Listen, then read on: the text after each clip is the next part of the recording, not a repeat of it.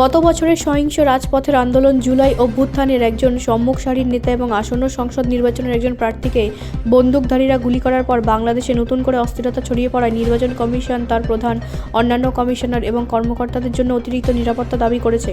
রাষ্ট্রীয় বার্তা সংস্থা বিএসএফ শনিবার গভীর রাতে জানিয়েছে, নির্বাচন কমিশন এবং নির্বাচন কমিশন সচিবালয়ের ঊর্ধ্বতন কর্মকর্তাদের জন্য ব্যাপক নিরাপত্তা ব্যবস্থার অনুরোধ জানিয়ে পুলিশের মহাপরিদর্শককে চিঠি দিয়েছে। 13তম জাতীয় নির্বাচনের আগে ইসি একই সাথে তার মাঠ পর্যায়ের কার্যালয়গুলোর জন্য অতিরিক্ত নিরাপত্তা চেয়েছে, কারণ বৃহস্পতিবার আসন্ন নির্বাচনের তফসিল ঘোষণার পর দক্ষিণ পূর্বাঞ্চলীয় লক্ষ্মীপুর এবং দক্ষিণ পশ্চিমাঞ্চলীয় পিরোজপুরে দুটি কার্যালয় অজ্ঞাত দুর্বৃত্তদের দ্বারা আক্রান্ত হয়েছিল।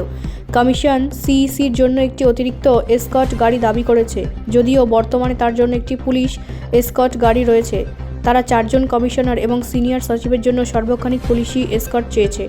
চিঠিতে বলা হয়েছে, একটি বর্ধিত নিরাপত্তা ব্যবস্থা জরুরি এবং প্রয়োজনীয়, এবং ইসি কর্মকর্তারা বলেছেন যে তাদের 10টি আঞ্চলিক কার্যালয়, 64টি জেলা নির্বাচন কার্যালয় এবং 552টি উপজেলা পর্যায়ের কার্যালয়ে গুরুত্বপূর্ণ নথি ও নির্বাচনী সামগ্রী সংরক্ষণ করা হবে।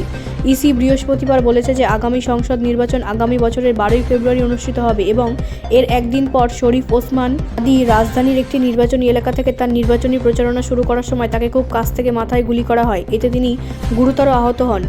ব্যুরো রিপোর্ট, রাষ্ট্রীয় প্রসার বাংলা।